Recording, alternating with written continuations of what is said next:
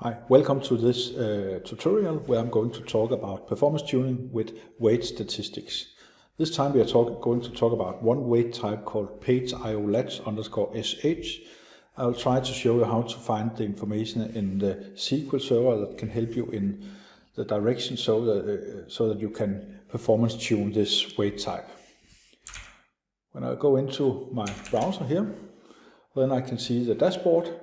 And I recommend that you have seen the introduction video tutorial for weight statistics. But if you have seen that, then what we are talking about now is this weight type called page_io_latch. I can see it here on the dashboard.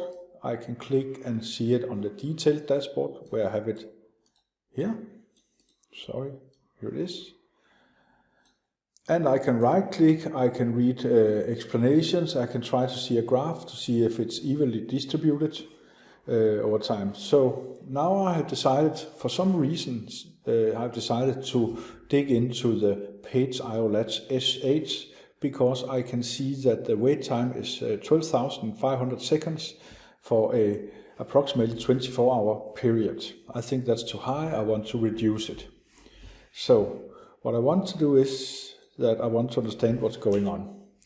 First of all, my name is Søren, it's still Søren, and you can read about me here. If you have seen the introductional tutorial, then you know who I am. Page_io_latch occurs because that when you write a select statement or you need to have some data, then the SQL server will always deliver it to you from memory. It's an area of the memory that is called the buffer pool. And if the data is not in buffer pool, then the SQL server needs to pick it up from the disk system. The time it takes to pick it up from the disk system and put it into memory so that it can deliver the result to you is called page_io_latch_sh.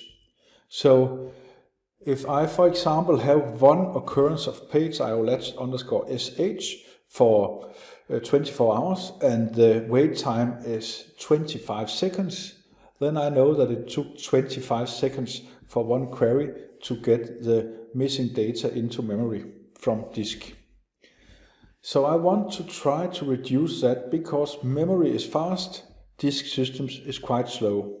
So I want to reduce page_io_latch because it causes bad performance, or it can cause bad performance. So what I would recommend that you do is we start by doing the cheap goal, the cheap things. So for example, go in and look in SQL Powerhouse. Do we miss any indexes? Do we need more memory? Can we perhaps rewrite some code? Are I/O system fast enough? So again, we start with the cheap things. It should be quite easy to add an index. It costs nothing. But if we end up seeing that the reason page_io_latch is very high is because we have an extremely old disk system, then of course we need to buy a new disk system. But before we get there, always do the cheap things first. So let me try to show you in SQL Powerhouse what I would do. And I can actually find information in a lot of places. I can go into the reports, find some performance reports. For example, I have found the missing index report here. So what I can see is that in the system called Production SQL Powerhouse Data Warehouse, I can see that in the table Data Query Stats, try to click some times here. Goes completely wrong now. There it is. I need to click one more time. Here it is. Then I can see that if I add the index that you can see on the right, create non-clustered index something, it is on the data query stats table. It's the field called statement start offset, and I will include SQL handle and plain handle. If I add that index, then the SQL server could have used it 199 times since the last server restart. And every time I have been running this query, then the cost for running it without the index is 2,976.98 I/O and CPU together. So it says that the impact of the index will be 97.42%. So that means if I add the index, then afterwards, then I will reduce these 3,000 with 97.42%. Sometimes we have queries with a low cost and a high impact and a lot of seeks. Sometimes we have indexes with a very high cost that are run few times with a medium impact and so on. So what we do is to order them with the index that would have the highest total impact. Then we multiply all these fields. We take 199 plus 0, seeks and scans. That's two different ways an index can be used. And then we multiply that with 2976.98 and 97.42. So this index would reduce I/O and or CPU with 97.42% when it's in use.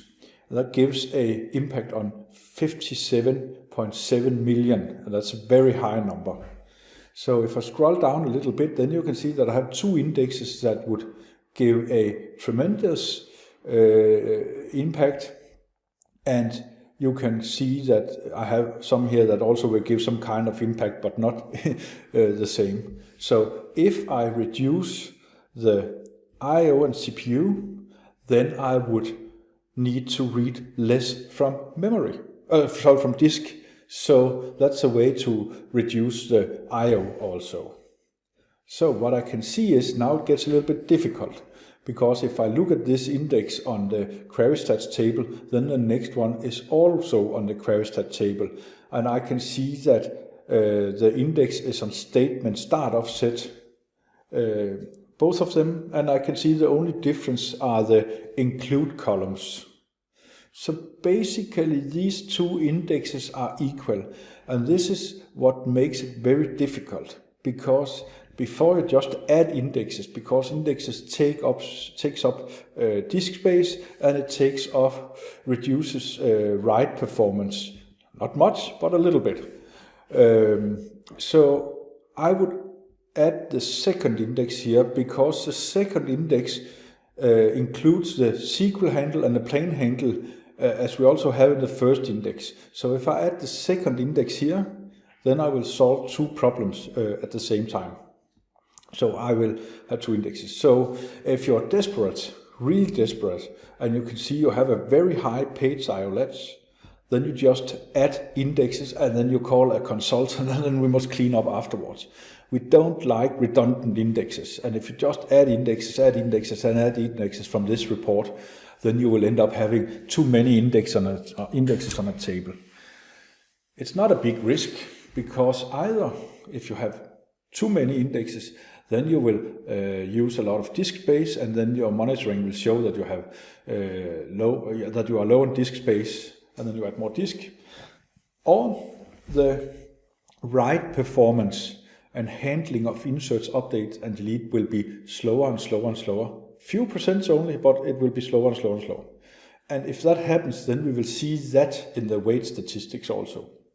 So when it comes to write performance, then just add the indexes, and then if you are really in a bad situation, of course, and then we will follow the performance with weight statistics for writes a little bit later on.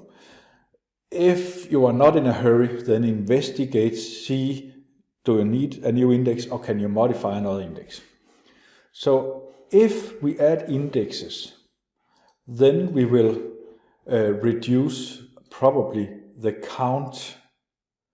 So instead of 6.9 million as an example, then we perhaps just fictional numbers, then we would end up with 6 million. And that's quite nice, because if you have the average and multiply that with the count, then the wait time will be reduced. Another problem. So first of all, it's cheap to add missing indexes. Second is a code rewrite. I know it's number 3 here, but a code rewrite could happen by you going up, looking in the top 20 queries web part, and then take the logical reads. Show me the queries that are having most logical reads. And here I can see that this one is the absolute worst. So I right click it, I take the full query text. It can be a little bit difficult to see in here, but I can see it, and then I could decide, can I rewrite code?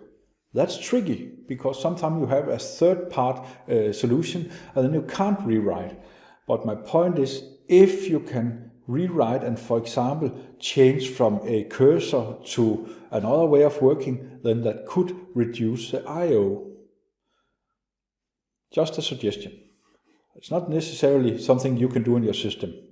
It's all about reducing I/O. Another one is the next one, select top 1 row data value from open. It's also quite big one.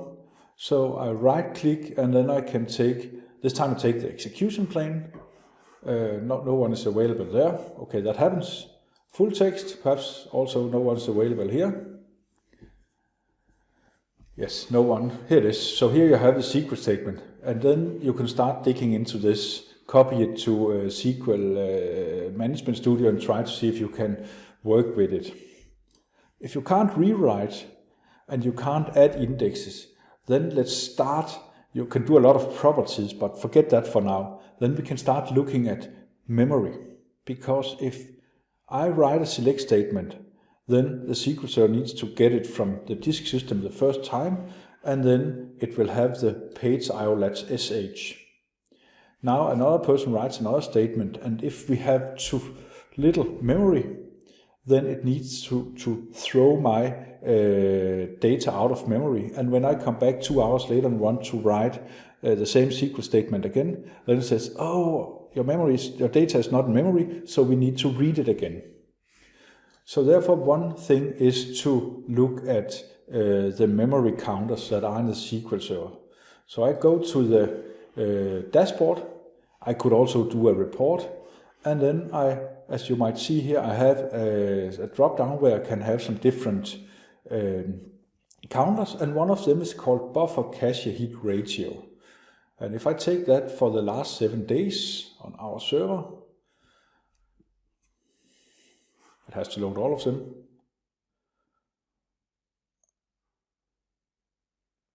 A little time. Here it is.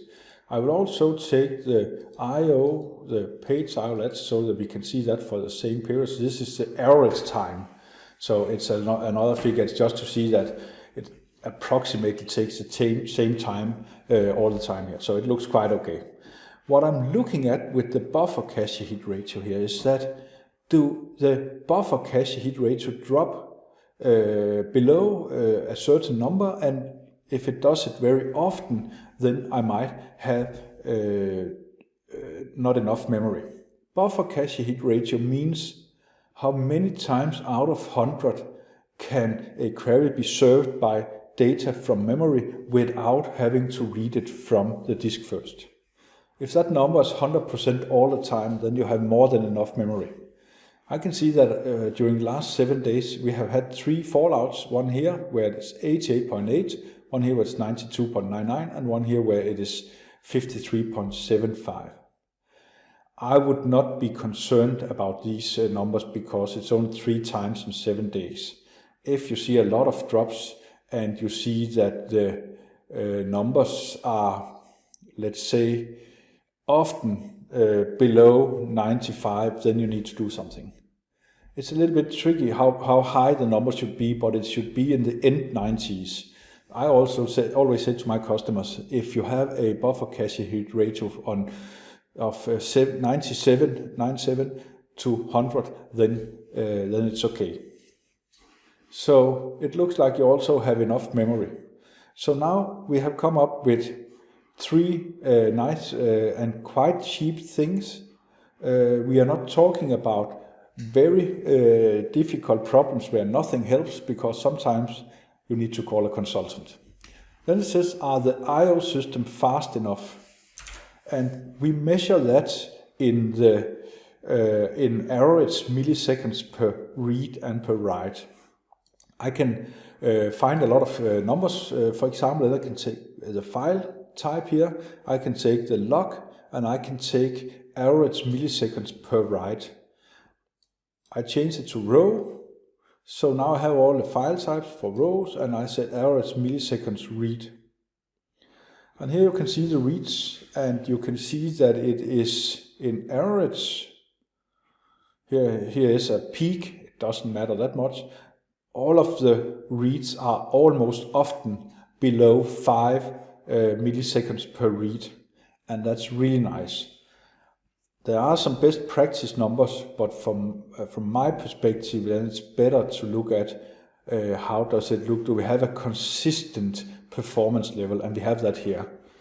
Under 5 milliseconds for a read is fantastic. 20 is okay. So if Page.io Labs has these numbers for average milliseconds reads, then I am very happy about the numbers. So from my point of view, then the I/O system is fast enough. All these four things, you can do the investigation yourself. You can either do it in the dashboards, as I have done, or you can click on reports and then you can try to find different reports here. We also have one called virtual file stats, so I can see what are the virtual file stats and what are the I/O numbers for the disk system right now. You can have missing indexes, we can have waits. There are a lot of reports you can run. So that was the Page.io Labs. The goal is to reduce.